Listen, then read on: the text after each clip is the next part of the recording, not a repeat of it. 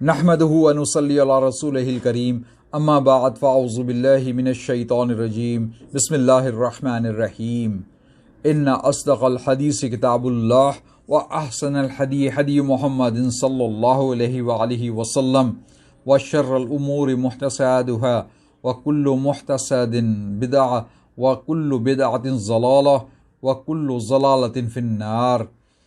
सबसे सच्ची बात अल्लाह की किताब है और सबसे बेहतरीन तरीक़ा मोहम्मद रसूलुल्लाह सल्लल्लाहु अलैहि वसल्लम का तरीक़ा है, और बदतरीन काम नए काम हैं, और हर नया काम बिदअत है, और हर बिदअत गुमराही है, और हर गुमराही जहन्नम में ले जाने वाली है। मौजूद सामीन, मेरी ये वीडियो अज़ान के अदब के हवाले से नहायत अहम है, क्योंकि बहुत से नादान लोग अल्लाह अकबर से शुरू होने वाली अज़ान को वहाबी की अज़ान कहकर इसका अदब ना करने की तलकीन करते रहते हैं। हालांकि जो अज़ान वहाबी दे रहा होता है वो तो अल वहाब यानी बहुत अता फरमाने वाले अल्लाह जल्ले जलालहू ने खुद सिखाई थी, और जिन सहाबी रज़ियल्लाहु ताला अन्हो को अल्लाह पाक ने वो अज़ान सिखाई थी, उन्होंने अल्लाह के रसूल सल्लल्लाहु अलैहि वसल्लम को वो अज़ान सुनाई। तो इस अज़ान को सुनकर अल्लाह के रसूल सल्लल्लाहु अलैहि वसल्लम ने अल्हम्दुलिल्लाह फरमाया, और हज़रत बिलाल रज़ियल्लाहु ताला अन्हु को भी इसी तरह अज़ान देने का हुक्म फरमाया। बाद अज़ान अल्लाह के रसूल सल्लल्लाहु अलैहि वसल्लम ने एक सहाबी हज़रत अबू महज़ूरा रज़ियल्लाहु ताला अन्हु को भी इसी तरह अज़ान सिखाई जिस तरह अल्लाह पाक ने सिखाई थी। ये तमाम रेफरेंस मैं इंशाल्लाह आपको इस वीडियो में और इसके दूसरे पार्ट्स में दूंगा। ये सब जानने के बावजूद बाज़ नादान लोग इस अज़ान को नाउज़ुबिल्लाह दुमकटी कहते हैं। जो लोग अज़ान की बेअदबी करते हैं, इनके बारे में अल्लाह पाक कुरान पाक की सूरह माइदा आयत नंबर 58 में फरमाता है, औज़ु बिल्लाहि मिनश शैतानिर रजीम बिस्मिल्लाहिर रहमानिर रहीम व इज़ा नादैतुम इलस्सलाति तख़ाज़ूहा हुज़ुवन व लाइबा ज़ालिका बिअन्नहुम क़ौमुन ला याक़िलून। जब तुम नमाज के लिए मनादी करते हो यानी अज़ान देते हो तो वो इसका मजाक उड़ाते और इससे खेलते हैं। इसकी वजह यह है कि वो अक़ल नहीं रखते। अल्लाह पाक ने बिल्कुल सही फरमाया, और ऐसा वही लोग करते नज़र आते हैं जो अल्लाह के साथ अल्लाह के किसी फौजशुदा बंदे को अल्लाह का शरीक साबित करने की कोशिश में लगे रहते हैं। इसलिए इनको अल्लाह की किब्रियाई से शुरू होने वाली अज़ान भी पसंद नहीं आती। ये लोग मिंबर रसूल सल्लल्लाहु अलैहि वसल्लम पर बैठकर वलियों के झूठे बेबुनियाद किस्से सुना सुना कर लोगों को शिर्क की दावत देते रहते हैं। और याद रखें कि जो बंदा अल्लाह के साथ किसी को शरीक करता है वो ना सिर्फ बेअक़ल होता है बल्कि झूठा भी होता है, क्योंकि हक़ का इनकार करने वाला सच नहीं बोल सकता। इसकी एक मिसाल मैं आपको एक वीडियो में दिखाता हूँ कि ये कब्र परस्त लोग ना सिर्फ अल्लाह की अज़ान की शान में गुस्ताखाना कलिमात बोलते हैं बल्कि झूठ बोलकर लोगों को गुमराह करने की कोशिश करते हैं। मेरी ये वीडियो इस वजह से नहायत अहम है क्योंकि आप दिन में 5 मरतबा अज़ान सुनते हैं। तो कहीं ऐसा तो नहीं कि किसी जाहिल के कहने पर आप इस अज़ान का अदब करना छोड़ चुके हों, जो अल्लाह के रसूल सल्लल्लाहु अलैहि वसल्लम को अल्लाह पाक ने सिखाई और रसूलुल्लाह सल्लल्लाहु अलैहि वसल्लम ने सहाबा कराम को सिखाई। ये आप लोगों के ईमान का मामला है, इसलिए इसको समझना बहुत ज़रूरी है। पहले आप ज़रा ये वीडियो देख लें कि किस तरह ये लोग शायर अल्लाह की शान में गुस्ताखी करते नज़र आते हैं। पहले इन साहब को देख लें, फिर इंशाल्लाह इन साहब का एक एक झूठ और गुस्ताखी दलाइल के साथ आपके सामने खोलने की कोशिश करूँगा, ताकि आप लोग भी समझ सकें कि किस तरह कब्र परस्त बिदअती लोग नई नई बिदतों की गर्द चढ़ा के रसूलुल्लाह सल्लल्लाहु अलैहि वसल्लम की सुन्नतों को छुपाने की कोशिश करते रहते हैं।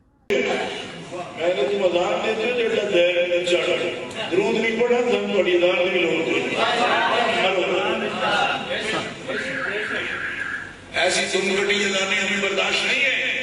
अव्वल आखिर जरूर पढ़ो, क्यों? जिसने अज़ान सिखाई पहले उसका हक अदा कर। تاکہ حضرت بلال پڑھتے تھے تقدیر الحوالے کی شرح موضوع امام مالک رحمۃ اللہ علیہ کو باب النداء میں، جب مؤذن رسول پہلے اور بعد میں دونوں مقام پر درود پڑھتا تھا تمہیں کیا تکلیف ہوتی ہے؟ آپ نے دیکھا کہ یہ حضرت کس طرح شاعر اللہ کے خلاف نازیبا زبان استعمال کرتے ہوئے آذان کو نعوذ باللہ دم کٹی کہہ رہے ہیں، اور آپ بخوبی جانتے ہیں کہ دم جانوروں کی ہوا کرتی ہے، اور ساتھ ہی یہ صاحب کن مقدس کلمات کو نعوذ باللہ ثم نعوذ باللہ دم سے بھی تشبیہ دے رہی ہیں، گویا آذان اور درود پاک دونوں کو ہی گستاخانہ تشبیہات دی جا رہی ہیں۔ کیوں نہ ان کی اس گستاخی پر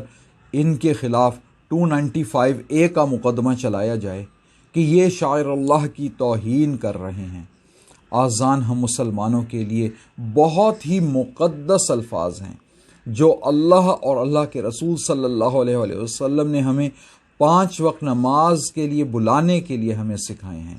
اس لیے کسی شخص کو اس بات کی اجازت نہیں دی جا سکتی کہ وہ آزادی رائے کے بہانے شاعر اللہ یعنی آذان کی توہین کرے، اس کی قطعاً اجازت نہیں۔ اور جو آذان اللہ کے رسول صلی اللہ علیہ وآلہ وسلم کو اللہ نے سکھائی وہ آذان ان لوگوں کو قبول نہیں، یعنی یہ کھلم کھلا رسول اللہ صلی اللہ علیہ وآلہ وسلم کی پسند کے خلاف اپنی پسند کو ترجیح دے رہے ہیں۔ آپ ہندوستان کے ہندوؤں تک کو دیکھ سکتے ہیں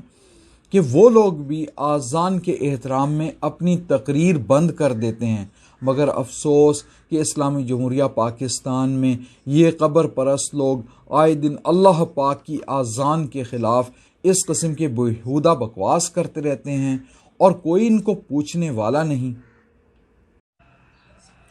ان صاحب کے آذان اور درود کے بارے میں توہین آمیز الفاظ پر ذرا آپ غور کریں۔ یہ صاحب کہتے ہیں کہ درود نہیں پڑھا تو تمہاری آذان کی بھی کوئی ضرورت نہیں۔ ان صاحب کو پتہ ہونا چاہیے کہ قبر پرستوں کو اس آذان کی ضرورت ہو بھی نہیں سکتی جس میں اللہ اور اللہ کے رسول صلی اللہ علیہ وآلہ وسلم کا نام مبارک بلند کیا جاتا ہے، اور ہم مسلمان یہ آذان دوسرے مسلمانوں کو نماز کی خاطر جمع کرنے کے لیے دیتے ہیں۔ اس کا صلہ صرف اور صرف اللہ پاک ہی ہمیں دے سکتا ہے۔ پہلے میں آپ کو ان صاحب کے جھوٹ کا مختصر جواب دوں گا، پھر انشاءاللہ پوری تفصیل سے دلائل کے ساتھ ان کے جھوٹ کا رد بھی آپ کے سامنے انشاءاللہ رکھوں گا۔ اس کے لیے آپ کو آذان سے متعلق میری آنے والی ویڈیوز دیکھنی ہوں گی۔ پہلی بات یہ کہ یہ صاحب آپ پر ثابت کرنے کی کوشش کر رہے ہیں کہ بغیر درود پڑھے آذان کا ادب نہیں کیا جا سکتا۔ یاد رکھیں کہ درود پاک آذان کا حصہ نہیں ہے، کیونکہ اللہ کے رسول صلی اللہ علیہ وآلہ وسلم نے آذان سننے کے بعد ہر سننے والے مسلمان سے ارشاد فرمایا، جس کا مفہوم ہے کہ جو کوئی بھی آذان سنے تو آذان کا انہی الفاظ کے ساتھ جواب دے۔ یعنی کہ یہاں پر غور کریں کہ جو کوئی آذان سنے تو آذان کا انہی الفاظ کے ساتھ جواب دے، پھر مجھ پر درود پاک بھیجے اور پھر میرے لیے وسیلے والی دعا مانگے، تو کل قیامت کے روز اس کے لیے میری شفاعت واجب ہوگی۔ اب اس سے یہ مطلب صاف ظاہر ہوتا ہے کہ وہ اذان جو اللہ اکبر سے شروع ہو کر لا الہ الا اللہ پر مکمل ہوتی ہے، اس کے سننے کے بعد درود پاک پڑھ کر دعا کرنے کا فرمایا گیا ہے۔ یعنی اللہ اکبر سے شروع ہونے والی اذان کی اہمیت آپ کے سامنے بیان ہو رہی ہے، اور اللہ کے رسول صلی اللہ علیہ وآلہ وسلم جس دعا کا ذکر فرما رہے ہیں یعنی وسیلے والی دعا، اس میں اس اذان کو دعوت کامل قرار دیا گیا ہے۔ مگر افسوس ان قبر پرستوں پر کہ یہ اس اذان کو نعوذ باللہ دم کٹی کہتے ہیں۔ دوسری بات یہ کہ یہ اذان خود اللہ پاک نے ایک صحابی رضی اللہ تعالیٰ عنہ کو خواب میں سکھائی تھی، جو ان صحابی رضی اللہ تعالیٰ عنہ نے اللہ کے رسول صلی اللہ علیہ وآلہ وسلم کے سامنے بیان فرمائی۔ اس طرح سب سے پہلا حق بھی اللہ پاک کا ہی بنتا ہے، کیونکہ اذان سب سے پہلے اللہ پاک نے ہی تو سکھائی، اور اللہ کے رسول صلی اللہ علیہ وآلہ وسلم سے بہتر اللہ کا حق کون جان سکتا ہے۔ شاید اسی لیے اللہ کے رسول صلی اللہ علیہ وآلہ وسلم نے آذان کے بعد ہی درود پاک کا ذکر فرمایا۔ اللہ کے رسول صلی اللہ علیہ وسلم جہاں اذان کے بعد درود پاک کی تعلیم دے رہے ہیں، وہاں پہ آپ صلی اللہ علیہ وسلم اذان سے پہلے بھی تو درود پاک تعلیم فرما سکتے تھے۔ یہاں آپ ایک اور بات پر غور کریں کہ اللہ کے رسول صلی اللہ علیہ وآلہ وسلم جب دعا مانگنے کے آداب بیان فرماتے ہیں، جن احادیث میں دعا مانگنے کے آداب بیان فرمائے گئے ہیں، وہاں پہ بھی اگر آپ دیکھیں تو اللہ کے رسول صلی اللہ علیہ وآلہ وسلم نے سب سے پہلے فرمایا کہ اللہ پاک کی حمد و ثنا بیان کی جائے، اور پھر اس کے بعد اللہ کے رسول صلی اللہ علیہ وسلم پر درود پاک بھیجا جائے اور پھر دعا مانگی جائے، تو اس کی دعا کو قبول کیا جائے گا انشاءاللہ۔ اور اللہ کے رسول صلی اللہ علیہ وسلم کو تو پتہ ہے کہ سب سے پہلے اذان اللہ پاک نے ہی سکھائی، اور بندے پر سب سے پہلا حق بھی اللہ ہی کا ہے۔ جب کہ ان قبر پرستوں کو یہاں بھی دیکھیں کہ یہ اللہ کے رسول صلی اللہ علیہ وسلم کے خلاف اپنی منمانی کرنا چاہتے ہیں، اور دین اسلام پر اپنی بنائی ہوئی بدعتوں کی گر چڑھا کر رسول اللہ صلی اللہ علیہ وسلم کی سنتوں کو ان میں چھپا دینا چاہتے ہیں۔ نمبر 3 یہ کہ حضرت بلال رضی اللہ تعالیٰ عنہ کے بارے میں بھی یہ جھوٹ بولتے ہیں کہ حضرت بلال رضی اللہ تعالیٰ عنہ نے